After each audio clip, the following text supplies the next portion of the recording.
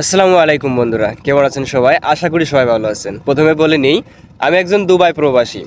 আর বিগত 6 মাস ধরে আমি এই দুবাই শহরে আছি। আপনার এই কলিং বন্ধ হওয়ার আগে আমি এই দেশে ঢুকছি। তো আজকের এই ভিডিও একান্তই যারা দুবাই শহরে আসতে যাচ্ছেন বা কলিং খুলছে শুনছি, যারা আসতে যাচ্ছেন তাদের জন্য। মনোযোগ দিয়ে আজকের ভিডিওটি শুনবেন। আশা করি আমার অভিজ্ঞতা থেকে অনেক কিছুই আপনাদের বলার চেষ্টা করব। আর আরও দুবাই সম্পর্কে কিছু সিক্রেট কথা আপনাদের বলার চেষ্টা করব। অবশ্যই শুনলে আপনারা যদি আসার পরে আসলে অনেকটা উপকৃত হতে পারবেন। তো ভিডিওটি শেষ পর্যন্ত দেখার চেষ্টা করবেন। কতটুকু বলতে পারবো জানি না, তবে যতটুকু বলি ভালোভাবে বলার চেষ্টা করব। প্রথমত বলি, দুবাই শহরে এখন এটা চলছে ফেব্রুয়ারি মাস।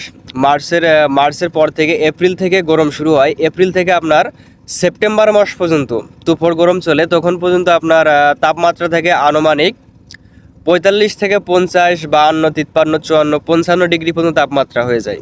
প্রথমত আসলে আপনি যদি কনস্ট্রাকশন সাইডে কাজ করতে চান তাহলে আপনাকে এইটা ফেস করতে হইব, গরম 100% ফেস করতে হইব। আর কম বেশি আপনারা জানেন গরমের দেশে আছে। আর দ্বিতীয়ত হলো, আপনাকে এই দেশে মনে করেন যেখানে কাজ করেন সেখানে আপনার থাকার কোনো সিস্টেম নেই। নির্দিষ্ট একটা এরিয়া আছে, ক্যাম্প এরিয়া, যেখানে লিবার ক্যাম্পগুলো থাকে, ওই জায়গায় আপনি থাকতে পারবেন।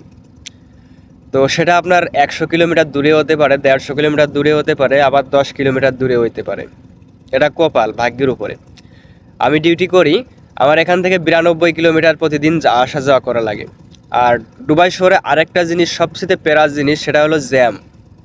আপনার 1 ঘন্টার পথ যদি মনে করেন সকালে আসতে লাগে 1 ঘন্টা, যাইতে লাগবে আপনার 3 ঘন্টা।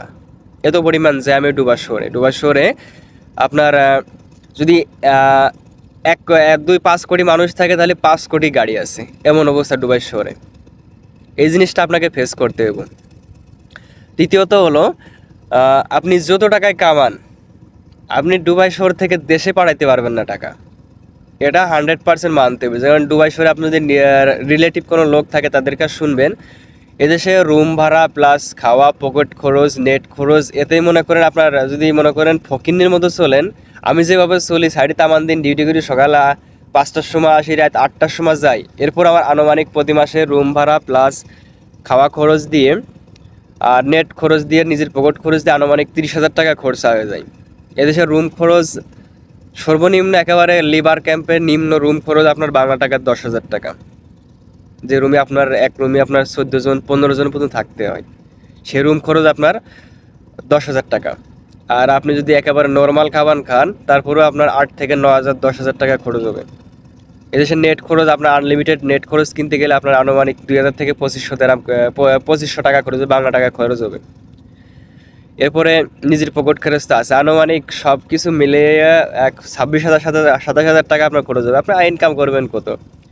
নাই 60,000, নাই 70,000 টাকা ইনকাম করবেন, আপনার আনুমানিক 30,000, 35,000 টাকা খরচ হবে। আর গরমের সময় তো ফুল ডিউটি করা মনে করেন কেরোর দ্বারাই সম্ভব না। আপনি গরমের সময় সর্বোচ্চ 20 দিয়ে 22টা, যারা মানে খুব শক্ত মানুষ তারা হয়তো 20-22টা ডিউটি করে। আমি ভাই 18, 15, 16টার উপরে ডিউটি করতে পারবো না গরমের সময়, গরমের যে ভাব।